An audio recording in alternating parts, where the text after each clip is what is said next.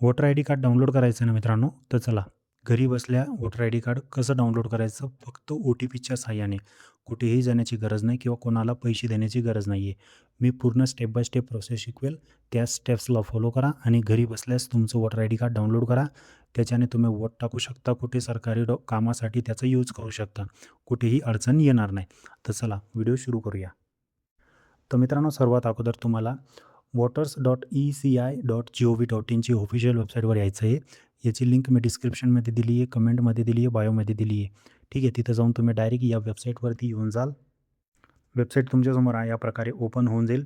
तर सर्वात अगोदर तुम्हाला इथं डाउनलोड ई-पिक असं एक बटन पाहायला मिळेल. पण अजून याच्यावरती क्लिक नका करू. तुम्हाला सर्वप्रथम तुम्हाला वरती लॉग इन आणि साइन अप असे 2 ऑप्शन पाहायला मिळतील. लॉग इन आणि साइन अप. तर तुम्हाला साइन अप या बटनावरती क्लिक करायचं आहे. त्याच्यानंतर तुमच्यासमोर असा इंटरफेस येऊन जाईल. तर इथं तुम्हा सर्वांना पहिले इथं तुमचा मोबाईल नंबर टाकायचा आहे. इथं ईमेल आय डी टाकायची आहे. हा जो कॅप्चर तुम्हाला पाहायला मिळतो तो इथं टाकायचा आहे आणि कंटिन्यू या बटनावरती क्लिक करायचं आहे. त्याच्यानंतर तुम्हाला इथं युजर नेम आणि लास्ट नेम टाकायचं आहे. म्हणजे तुमचं नाव इथं टाकायचं आहे, तुमचं लास्ट नेम टाकायचं आहे, सरनेम आणि इथं रिसेट ओ-टी-पी या बटनावरती क्लिक करायचं आहे. आता त्याच्यानंतर तुम्ही जो ईमेल आय डी आणि मोबाईल नंबर दिला त्याच्यावरती ओ-टी-पी येईल. तर मोबाईल नंबरची ओ-टी-पी वरती टाकायची आहे, ईमेल आय डीची ओ-टी-पी इथं खाली टाकायची आणि व्हेरिफाय या बटनावरती क्लिक करायचं आहे मित्रांनो. आता तुम्ही सक्सेसफुली लॉग इन होऊन गेला आहेत. ठीक आहे. आता तुम्हाला इथं खाली एक बटन पाहायला मिळेल ई-पिक डाउनलोड, ई-पिक डाउनलोड या ऑप्शनवरती तुम्हाला क्लिक करायचं आहे.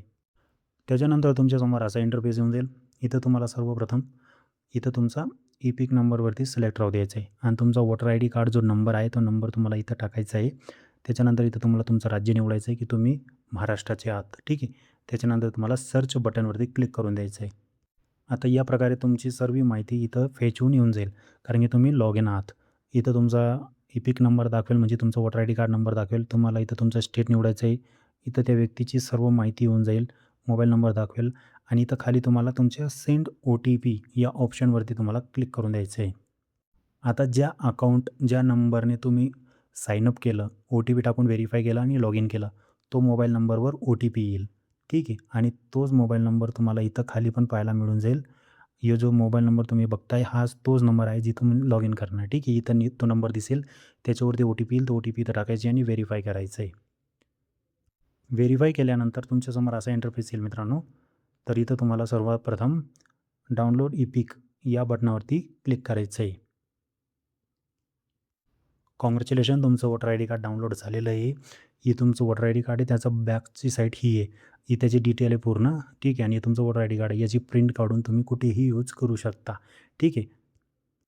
तर मित्रांनो बघू शकता तुम्ही तुमचं वोटर आय डी कार्ड तुम्ही घरी बसल्या डाउनलोड करून घेतलं. मी ज्या तुम्हाला स्टेप्स सांगितल्या त्या स्टेप्सला फॉलो करून. तर हे वोटर आय डी कार्ड तुम्ही कुठेही यूज करू शकता. सरकारी कामासाठी, वोट टाकण्यासाठी, मतदान करण्यासाठी सगळ्या कामासाठी तुम्ही यूज करू शकता. तुम्हाला कुठेही अडचण येणार नाही. तर व्हिडिओ कसा वाटला कमेंट करून नक्की सांगा आणि व्हिडिओ आवडला असेल तर चॅनल सबस्क्राईब करा. भेटू आपण नवीन व्हिडिओसोबत. तोपर्यंत धन्यवाद. जय हिंद, जय महाराष्ट्र.